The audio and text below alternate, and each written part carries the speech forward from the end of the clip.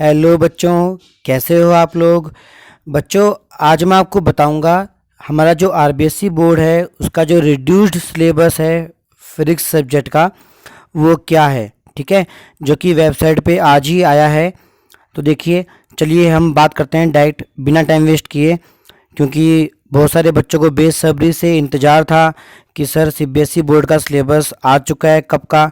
हमारा RBSE board का नहीं आया है, तो उनका जो इंतज़ार था वो ख़त्म हो गया।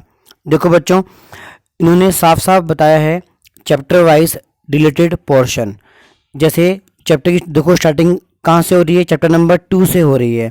तो सिंपल सी बात है, चैप्टर नंबर जो फर्स्ट है वो पूरा ही पढ़ना पड़ेगा, इलेक्ट्रिक चार्ज।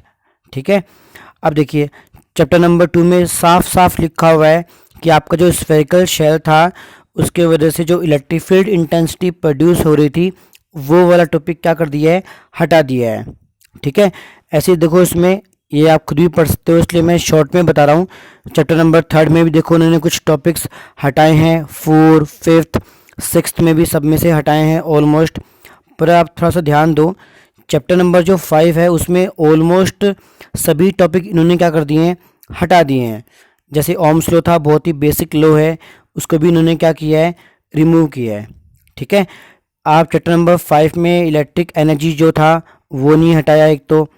ठीक है और हमारे पास जो ड्रिफ्ट वेलोसिटी था, ड्रिफ्ट वेलोसिटी वो भी नहीं हटाया। ठीक है, ड्रिफ्ट करंट ये सब आएंगे, करंट डेंसिटी भी नहीं हटाया है। ठीक है, पर जो आप देख सकते हैं कि मोस्टली पोर्शन उन्होंने क्या किया है, रिमूव किया है।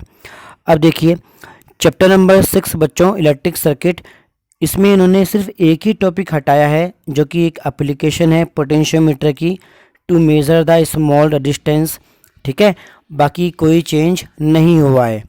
ठीक है, आगे देखिए चैप्टर नंबर 7 जो कि थोड़ा सा बड़ा चैप्टर है, उसमें भी उन्होंने ओनली 2 टॉपिक हटाए हैं, direction of magnetic field and cyclotron. बाकी सभी टॉपिक आपको पढ़ने पड़ेंगे।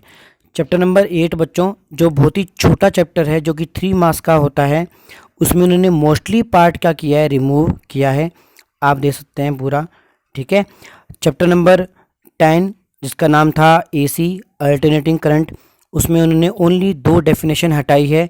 और बच्चों अगर आपको याद हो, मैंने आपको बताया था सीबीएसई बोर्ड के अंदर भी यही 2 टॉपिक क्या हुए हैं, रिमूव हुए हैं, पावर फैक्टर और वाटलेस करंट।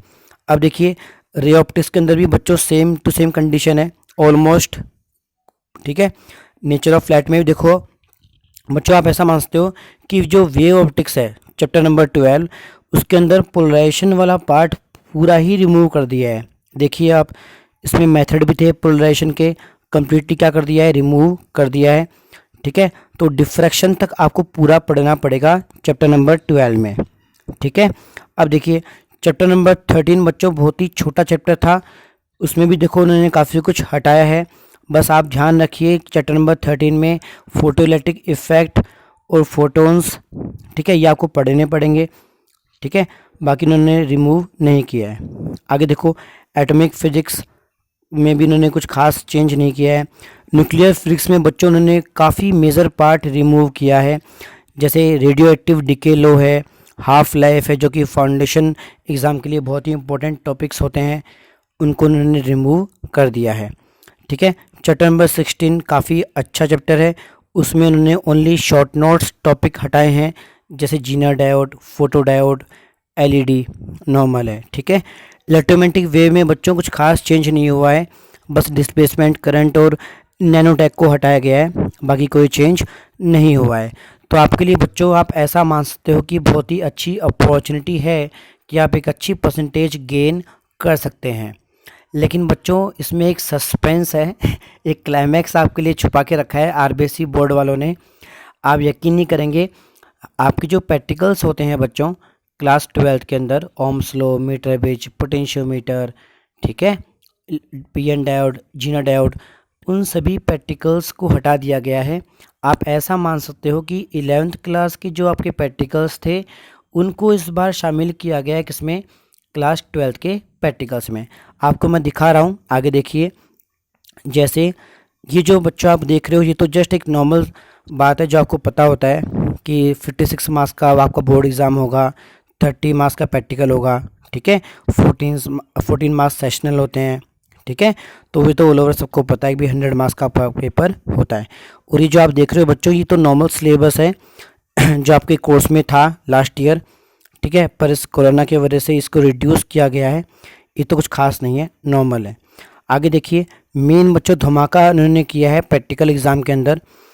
प्रैक्टिकल में बच्चों देखो मार्क्स तो वही हैं, लेकिन जैसे लास्ट ईयर तक बच्चों क्या था कि 5 प्रैक्टिकल्स मिनिमम हुआ करते थे एक सेक्शन से, ठीक है। जैसे सेक्शन ए है, सेक्शन बी, 2 सेक्शन होते हैं, तो उनमें 5 प्रैक्टिकल्स फ्रॉम ईच सेक्शन का नियम था, रूल था।